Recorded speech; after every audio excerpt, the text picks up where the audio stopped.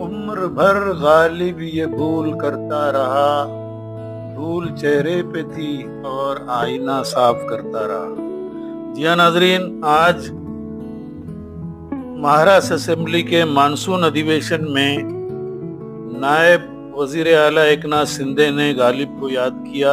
गालिब से मंसूब ये शेर उन्होंने जिस अंदाज में सुनाया वो आपके पेश खिदमत है। इसे सुनिए और सर धुनिए। करता रहा गालिब ता उम्र ये भूल करता रहा, धूल चेहरे पर थी आईना साफ करता रहा।